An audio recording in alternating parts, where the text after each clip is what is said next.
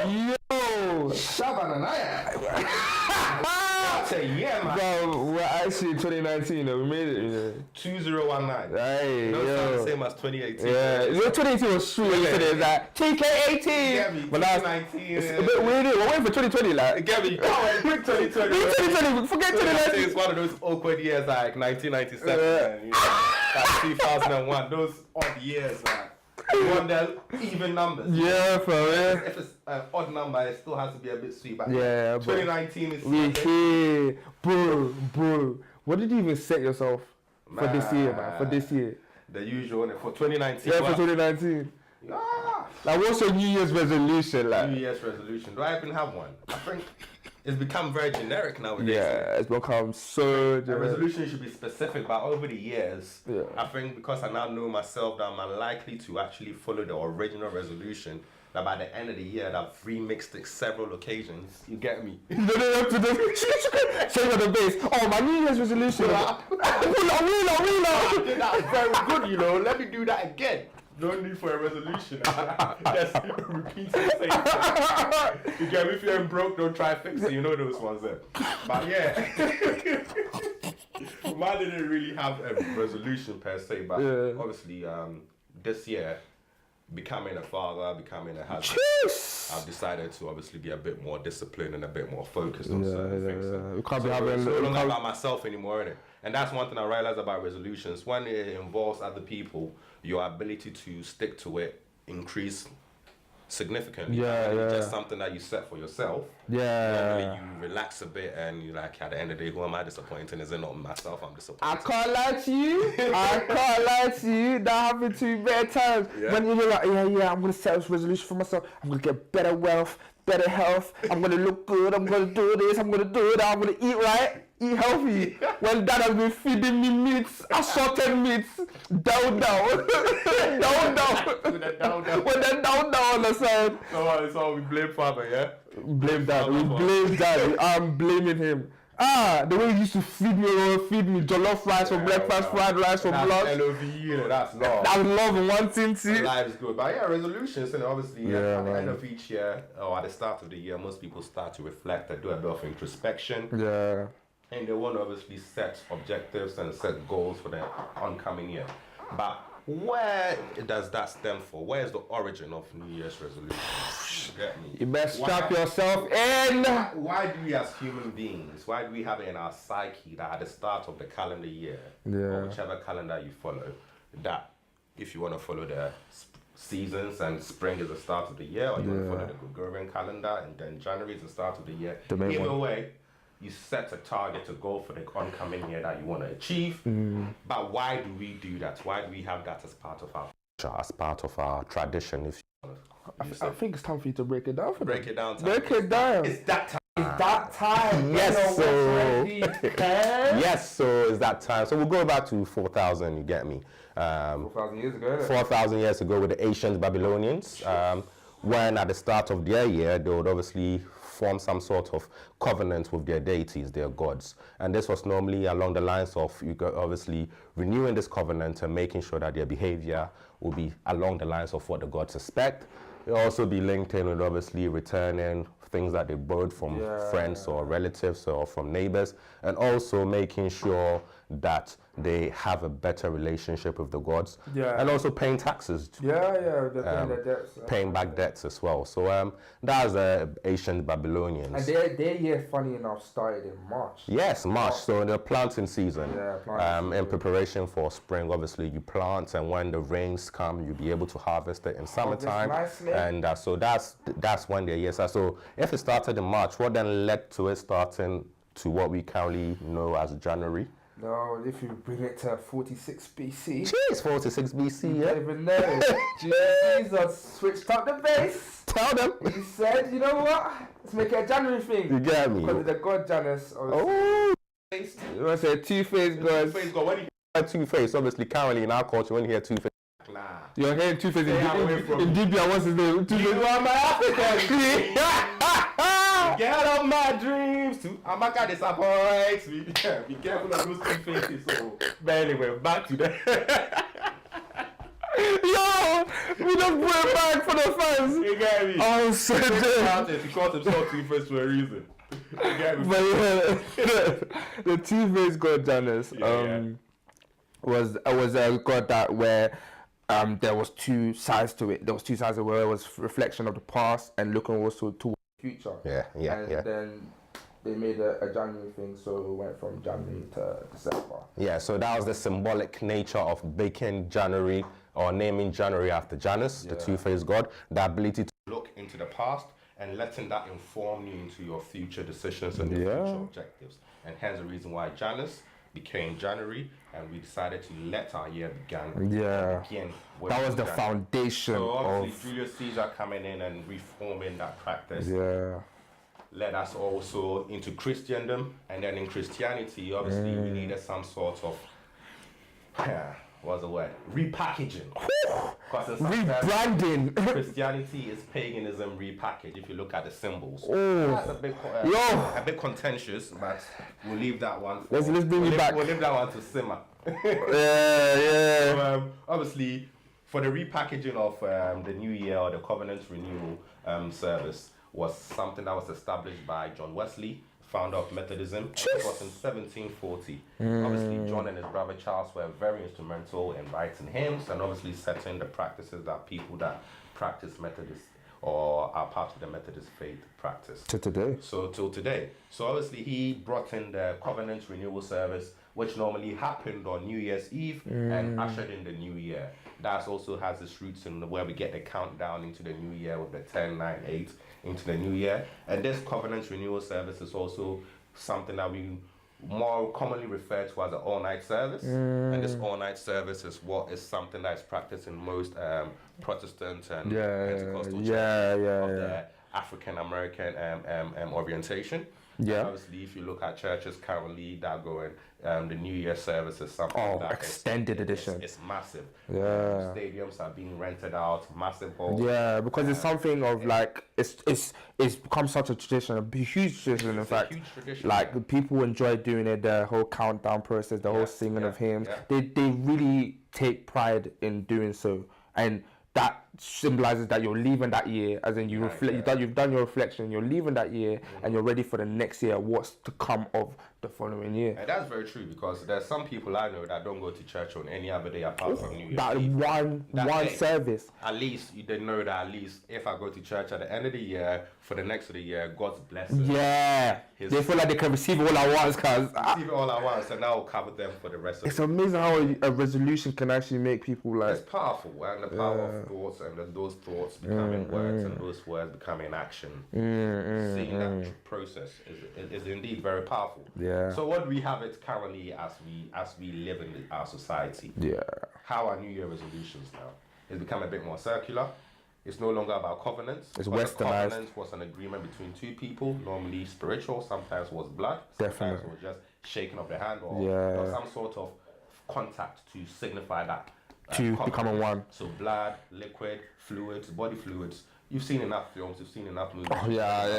When they slide the hand of it, is that We're now brothers. We're now blood brothers. All the Game of Thrones watchers and all those things. All the Lord of the Rings people there. Jon Snow! The Harry Potter them, they've given us enough illustrations of this. So now it's more about having some sort of self-improvement goal. It's about doing something different, changing a behavior, a trait, or a habit. And these habits are obviously take time to form. So all of a sudden changing it is sometimes a challenge. In fact, it's a difficulty.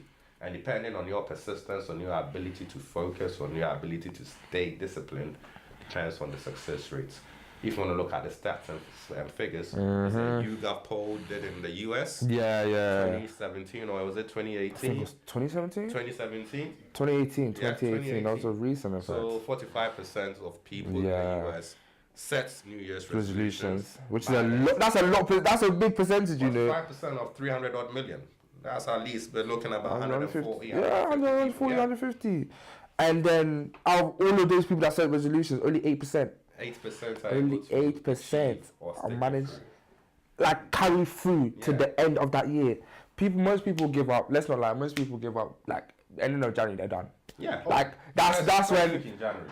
The first week is even like let's say that you did it first week, but by the end of that January, as we move on to February, you forgot all your resolutions. New Year's what? New Year's what? So no, people's questions: how did January go so fast? How did it happen so fast? They're in shock, like disarray, they're bamboozled. You get me? It's all like a myth. It's just a blur. Like, comes and goes.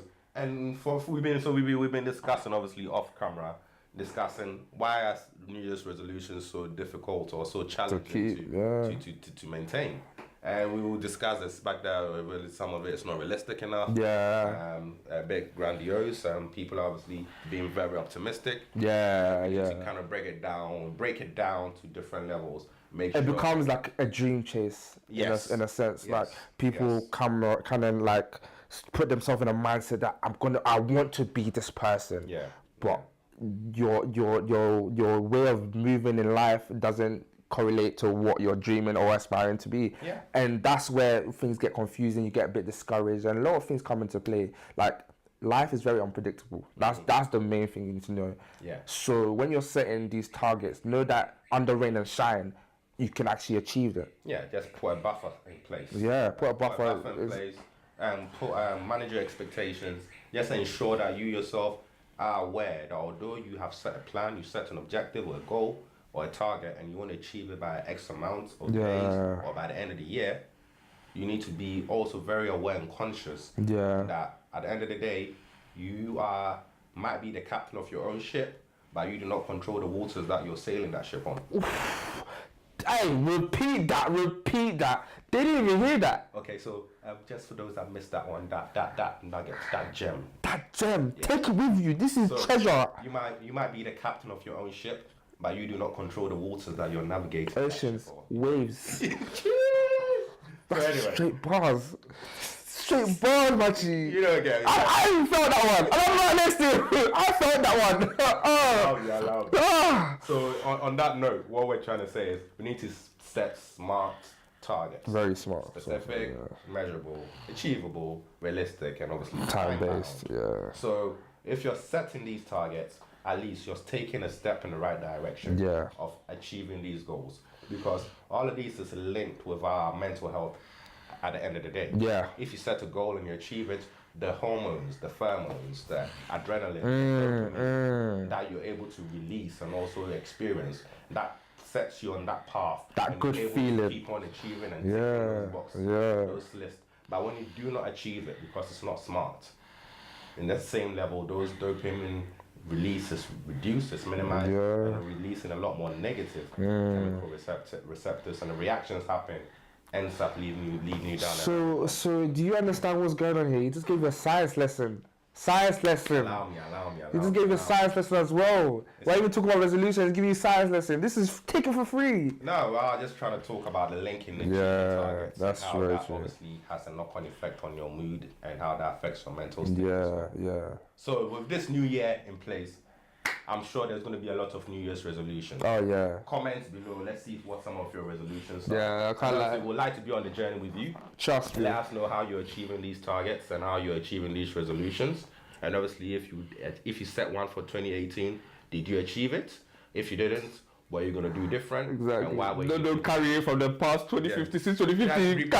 Remix it. So I'm gonna go gym next year. I'm gonna be healthy next year. I'm gonna lift weights next year. Get me, halfway through 2017, January, people are gonna be like in 2019. It's not gonna be right yet. 2020. People, like, that's the worst. That's what upsets me, innit? Because when you see people are like, 2019 is my year. 2019 is my year. You said that for the past 6 years. What are you doing? What are you doing? What happened to 2015? What happened to 2014? This is your year, yeah? But obviously, all banter aside, innit? Every year it is going to be your year. If it's meant to be, it's meant to be. But just make sure you're prepared for it. Opportunity might be knocking on the door. But if you do not open it, then it goes on to the next person. So just be prepared. So put yourself in a position to grab the bull by its horn when the time comes. Set the resolutions, set them. And don't give up on them. Don't give up on them. Just make sure you don't give up on them. And if it doesn't go how you expected it to, just work your way around it. Adjust adjust Yes. to the circumstances that before you. Yes, so It's so important. It's so important. That's what we forget and we miss, and we get discouraged and we say, oh, no, on to the next year. Don't keep on refreshing like that. Adjust. Say, this is the cards I've been dealt with. Let me shuffle them. Let me just deal them out again. Let's go. This is positive reinforcement. Yeah. Positive reinforcement for the New Year's. Exactly. And as TAGOE TALK, we have resolutions as well. Of course, we can't be talking about resolutions without talking about what we're going to be doing as TAGOE TALK. So we have 3, maybe 2 resolutions, depending on how you want to view them. Resolution number 1. Go ahead. Our content, our frequency of releasing content. We'll be accurate with it. We'll be regular with it. So we're looking at, on a weekly basis, something new from us on a weekly basis. That's TAGOE TALK. But I wouldn't even lie. We have lives, but that won't still stop us. Even though we have individual lives, that we have careers and paths we're actually following, we're still going to try and be on point with it. We're still trying to create content because we want to build a community. We want to develop our community. The relationship we have with you, that's our second New Year's resolution. Yeah. We want to build that relationship with you guys and get to know that. Listen, we just want you to see a different perspective of life. You know what I'm saying? It's not what the information we give you is from a different it's there, but it's just we're refining it and giving it to you nice and how it is. That's what I feel we're doing right. We feel very empowered to talk to you and build this kind of relationship with you. This is what makes us happy. You know what I'm saying? So I'm building on top of that. Yeah. Obviously, want to increase our community or be more inclusive. So we're trying to obviously set targets of X amount of subscribers by the end of the year, and X amount of views by the end of the year. Yeah. So for all those watching, for our future viewers, for our future subscribers, we're looking to have 10K. We're not being unrealistic out here. We're being smart. You get me? 10,000 subscribers by the end of the year. Help us to achieve that. Share it, subscribe yourself, and obviously share this video everywhere you can. Just keep on sharing. Click that bell notification, subscribe. On top of that, we want to have 100K views by the end of the year as well. So 10K subscribers, 100K views. Obviously, these are objectives, or these are targets, or these are resolutions that are out of our control in terms of we cannot subscribe 10,000 times and we can't watch it 100,000. Because we actually will if we had the choice. That's a lie. We need our community. Yeah, we need our community. Yeah, we would if we had the choice. Yeah, we had the choice. But no, you guys are a key factor at the end of the day. And the more you guys subscribe, or the more you guys show appreciation, it shows that we're doing the right thing, we're on the right line. So we're going to keep on releasing content on that weekly basis, as we said. And if we keep on doing what we said we're going to do, we anticipate that the rest will fall in place. So help us get there. Any suggestions on how we can release more content? Comments. Any suggestions on topics that we can discuss? Comment. Any suggestions whatsoever? Just comment below. Literally, just type your comment. Speak your mind. If you need to create a YouTube account to do that, get me. It's a little 1 minute process. There's a side line. Just create a Gmail account. You get me? Gmail account right there. My New Year's resolution, we're definitely going to be having a part 2 of this conversation. Yeah. This is just to a little warmer, what we call a little history. A little appetizer. You get me? A little starter. A little starter, yeah? This is going to be a 7-course meal. Nah, I'm joking. It's going to be two courses. The starter and the main. No desserts. You don't deserve dessert, man. We'll have the dessert next year in 2020. We'll have an extended dessert. But TAGOE TALK, you know what it is. Subscribe. You know what we do. Like, subscribe. Click the bell Kick that bell. Get the notification. Share. Bro, share it, cuz. We out here. Yes, so. We done out here. Come on, man. Yes.